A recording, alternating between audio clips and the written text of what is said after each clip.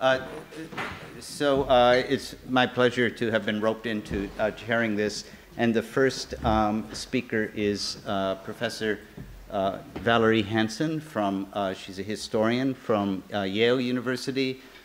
She works on pre-modern China, particularly medieval period, and particularly relations between different ethnic, political, national groupings of the time. And she has just published a marvelous new book called The Silk Road, A New History, I believe. With documents? Without documents is already old, and with documents is newer. With documents is newer.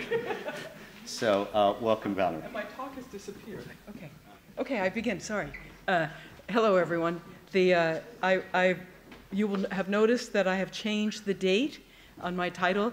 That was my mistake. That was not the mistake of the Collège de France. Collège de France never makes any mistakes. So let us begin. I'm talking today about a meeting that occurred in 1027, and I entitled my talk "The Group of Three." Basically, I mean, it was the group of three in terms of Central Asia, not the entire world. And we know that there was a meeting in 1027 at the court of the ruler of Afghanistan, Mahmud of Ghazni, and that two envoys walked from they walked from what's now Xinjiang in modern China, and they arrived at Mahmud's court. And they presented some gifts, which I'll be talking about later, and some diplomatic letters. And we know about this because of the writings of the historian al-Marwazi, who wrote in Arabic about it. And I was going to say, in terms of where they traveled, maybe easier here. Good.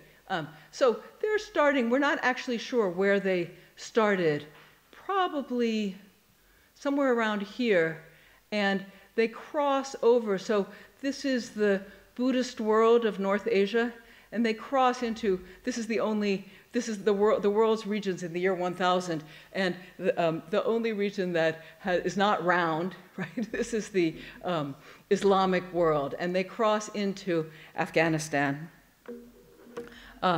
And this is map is very hard to see. It just gives you the outline of the Islamic world, so we'll skip that and go here. And we don't actually know where they went, where this meeting took place. It might have taken place in Mahmud of Ghazna's capital, which was in the modern city of Ghazni. We heard a little bit about it this morning.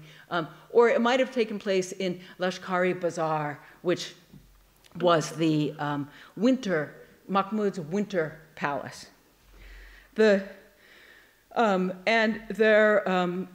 Al-Marwazi tells us who was at the meeting, or he identifies some of the people at the meeting. So we have the Ghaznavid ruler, Mahmud of Ghazni, who's been in power, this is for almost 30 years. That we have an envoy, and then we have the two envoys who walked. One of them came probably from Turfan. There were two Uyghur kingdoms at the time, and there's a possibility that it was not Turfan but Ganzhou, but I think it's more likely he came from Turfan. And then a representative of the Khitan peoples who were governing much of that stretch of grasslands I showed you in North Asia, and who were the rulers of the Liao dynasty.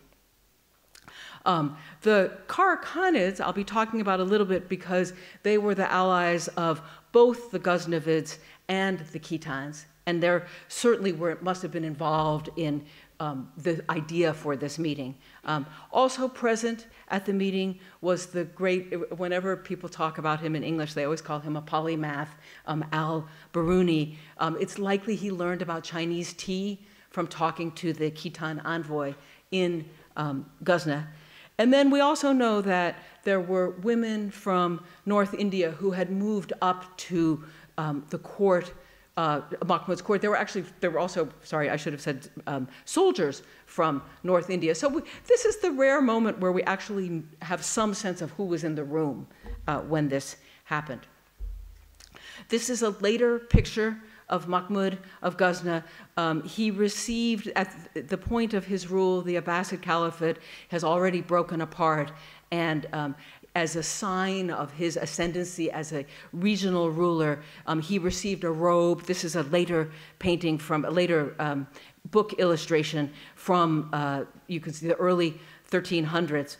And one of the things that when and the caliph sent him a robe and also bestowed 2 titles on him as basically protector of under the caliph. And one of the robe was a gift showing when you wore a robe that was given to you by another ruler, it was a way of showing submission, right? It was the robe perhaps had been worn by the ruler himself. So here is Mahmud. Oh, and the later picture we have, you can see that there's a variety of people in the picture, or the people have different coloring and different kinds of headgear, indicating that when people looked back on Mahmud's court, they thought of him as ruling over a cosmopolitan court. And right before the summit, there were 2 marriages that took place among allies. So the leader of the Karakhanids had married his son to Mahmud's daughter, and then the following year, the leader of the Karakhanids had asked the Khitans to send a princess to marry his son. So what happened at this meeting was that the Khitans, instead of going through the Karakhanids as their middleman, are going directly to Mahmud's court. The Karakhanids, many of you will know, had converted, the leader of the Karakhanids had converted to Islam in 955, and they conquered Khotan in 1006, and Rong Xinjiang has suggested that this may be why the cave at Dunhuang was closed. That basically the news of the Karakhanid conquest of Khotan caused people in Dunhuang to close the cave. And we have accounts in both Chinese and Arabic about the exchanges of envoys between the Khitans, the Liao dynasty, and other regional powers, including the Sung and Goryeo Korea and Japan, and then these different powers in Central Asia. Oh, I'm sorry, then, and so I was going to say, I was just looking, anyway, the key thing here that was not on the previous slide is that we know that the Liao sent this envoy, Kali Tunka, in 1024, and he arrived in Ghazna in 1026, and the meeting took place in 1027. So he walked a long way. If there had been no impediments, it might have taken him, walked around 6,500 kilometers, it might have taken him, I was going to say, if he had smooth sailing, it could have taken 6 months or a year, but it seems to have taken him 3 years. And we don't know why. Now, the Liao, I think, are probably less familiar to everyone here. And this is an archaeologically informed map from Francois Louis about the Liao territory. And the purple outline shows all of the places within this large region. These are all the places that are mentioned in the Chinese record as having something to do with the Liao. But this purple core here is the archaeological core of the Liao. It's where some of the Liao capitals were, and many of the archaeological finds from there are similar, displays signs of shared archaeological culture. The Liao, this is an unusual painting. Most of the paintings we have of the Liao of the Khitan show them from a Chinese point of view and tend to make them look more like barbarians. This is a more sympathetic painting. It's credited to, there was a Liao prince who was also a painter. And everything in this painting, this is it's a later copy of an earlier painting. The things in this painting are of Liao manufacture, so we can see that they prize their animals. These are nomadic peoples, they're the ancestors of the Mongols. And I shouldn't say the physical ancestors, they're forerunners of the Mongols. And they're also prize hunting. The main source of what we know about Liao court culture, the material aspects of Liao court culture, is this one tomb that has not been disturbed. There's lots and lots of Liao tombs, but the one tomb that hasn't been disturbed is the Princess of Chun tomb. And I just will show you some slides of different things that show that, and this is before the meeting. This is 9 years before the meeting, the time of burial. There's some evidence in the written sources that when a member of the royal family died, they were buried with gifts from envoys that had been presented by diplomats from neighboring rulers. So we have this brass plate, and so I'm showing you the picture from the Princess of Chun tomb, but telling you on the basis of comparisons with other archaeological material where things probably came from. So this is a brass plate from Nishapur, and this is a glass bottle, as you can see, probably from Syria or Egypt. A rock crystal bowl. Rock crystal was particularly cherished because it's translucent, so it looks like glass, but it shatters very easily. So to make something so small and beautiful was very difficult. Amber was the favorite object of the Khitan. We know from chemical testing that it was shipped from the Baltic. We also know that because of textual descriptions of it. And I was going to say, we have so we know from Marwazi, again, the historian who tells us about these letters, that the goods that the Chinese and presumably the Khitan imported from the Islamic world were ivory, but the ivory was not elephant ivory, it's walrus ivory. And frankincense, an aromatic, and this is a period when aromatics are deeply prized. People are always trying to change the way that rooms smell or their robes smell or the way they smell. And then the amber, Al-Marwazi tells us about the amber, and he tells us it's Slavonic, so it's from the land of the Slavs. It's from the Baltic, which chemical testing has confirmed. And then there's this word Hutu, which is a loan word from Khitan that Laufer first identified as meaning walrus tusk. And we have descriptions in Chinese that show that the Chinese believed that if you put a piece of walrus tusk in your hand and next to poison, the tusk would start to sweat. The tusk would give off a liquid. And then we know from Al-Marwazi what the Khitan envoy brought. So I was going to say, so that's the trade, the archaeological evidence we have of trade between the Khitan and the Middle East, the Islamic world. In this particular case, what I want to talk about today is that we know what this envoy brought sent by the Liao emperor to Mahmud of Ghazna, because we have the description. And so he brought, so the first two items are suits. The word in Arabic is just taub. It just means like a robe or a tunic. We don't know exactly what it was like. And the reason that he could bring so many things, or he brought things in silk, was that the Liao had bested the Chinese in, the Liao had invaded China, and the Chinese had decided that they would, rather than continue to fight, they would just pay an annual indemnity to the Liao, and they paid part of that in 100,000 bolts of silk. The Liao, so he also brought animal skins. These were the product of the Liao emperor that their subject people presented to the Khitan rulers. The musk is from Tibet. And then the one bow with 10 arrows was a symbolic gift indicating the desire to become allies.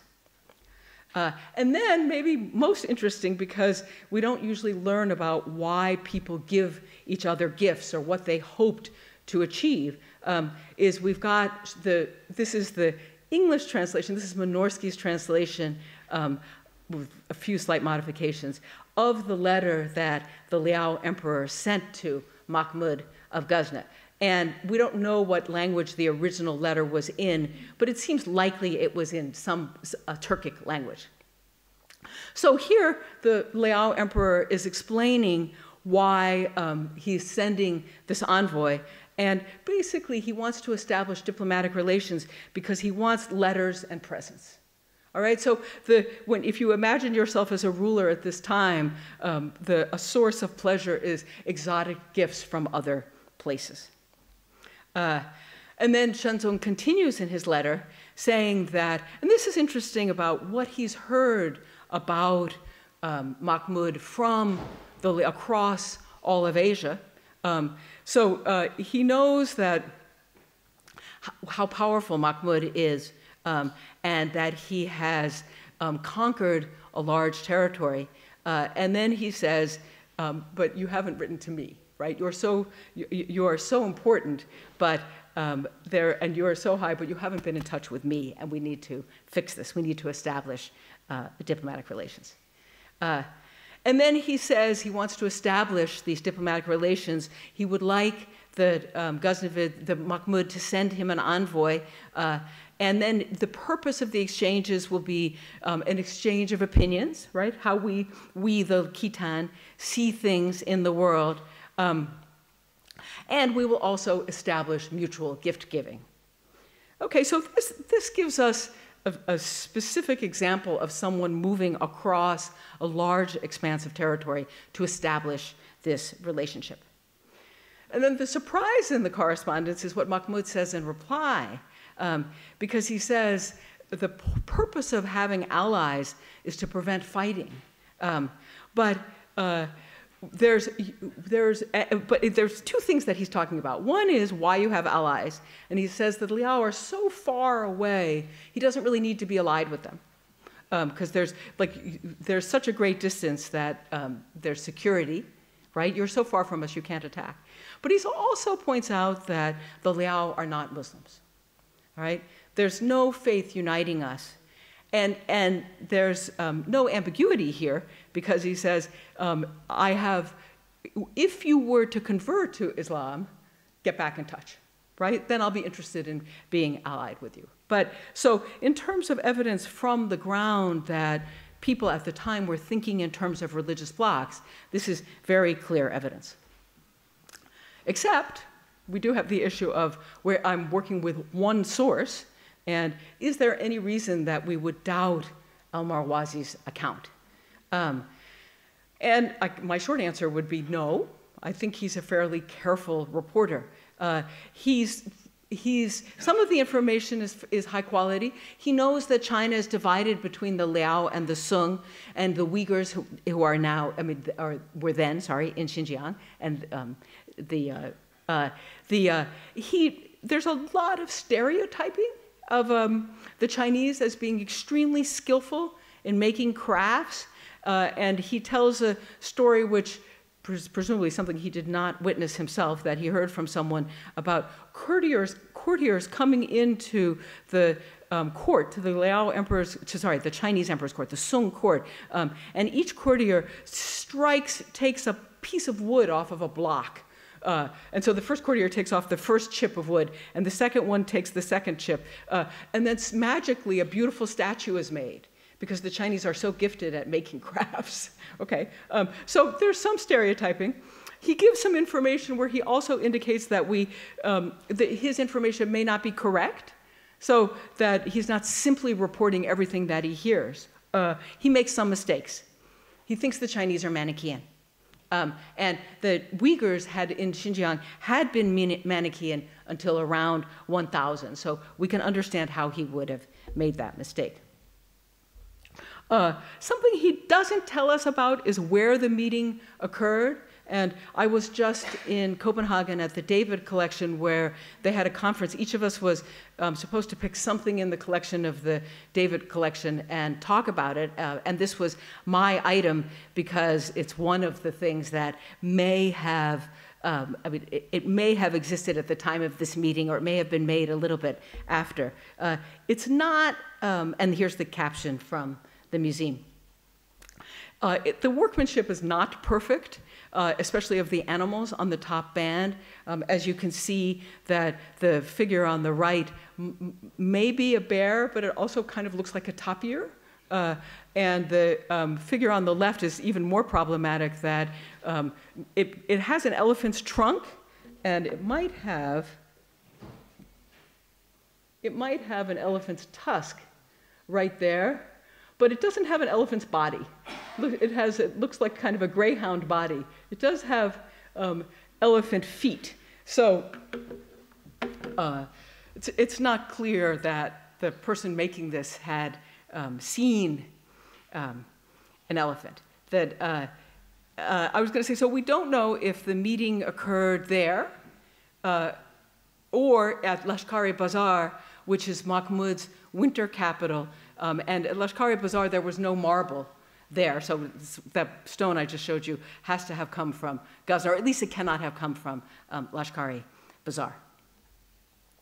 Another thing that Marwazi doesn't tell us about, that we know about from a different historian writing in Persian, is the lavish court ceremony that was characteristic of the Ghaznavids. We know that Mahmud's son, Masud, had a ceremony in 1038, and you can read about this, but basically he had a crown in the center of the room. The crown was suspended from chains above his head. There were the four human figures are statues, I should have said that, statues holding up the crown. Everything was covered with carpets and brocades. There were lavish gifts, 380 golden dishes, and all holding more aromatics, camphor and musk, sandalwood. So this is, I mean, you would think that when the Liao envoy arrived, if he saw anything like this, I mean, it's likely he saw something like this, but that Marwazi has not included it in his account. So I come back to these world regions around the year 1000 because I've been writing a book about them, and each section of the book talks about these different regions.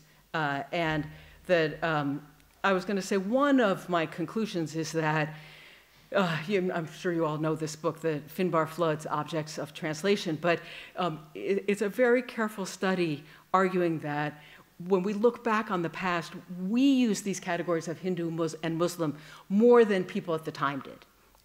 And that they tended to use ethnic categories like Arab or Persian or Turk, and sometimes these were determined on the basis of language, and sometimes they were determined on the basis of what people wore. But Mahmud of Ghazna, when he turns the Liao emperor down, he turns him down because he is not a Muslim. And he sees a line between the Islamic region of Central Asia and the Buddhist region of East Asia. And he doesn't know this, but that line is going to move eastward in the next couple of centuries as Xinjiang gradually converts to Islam. And something that we can see all over the world, well, I should say all over Afro-Eurasia, not necessarily all over the world, in the year 1000, is that people define world regions in terms of religion. And rulers, when they become the head of a large group of people, often choose to follow one religion and not to follow another. And many of those decisions are motivated by finding powerful allies. So just a couple of examples. We've got Harold Bluetooth, who converts to Christianity. This is in Scandinavia. We've got Vladimir of Rus, who he adopts Christianity. He adopts the Christianity of Byzantium. Vladimir of Rus is interesting because we have an account that tells us about the options. And he makes a decision not to convert to Islam and to convert to Eastern Orthodoxy, and not to convert to Judaism, and not to convert to the Christianity of Rome. And we have also the Seljuks converting to Islam. There's many more examples. But this is the product of these larger regional groupings that are forming around the year 1000 when people are coming into contact with each other for the first time. And so here is my book cover. I'm so excited. Let me finish with some thank yous. Thank you very much.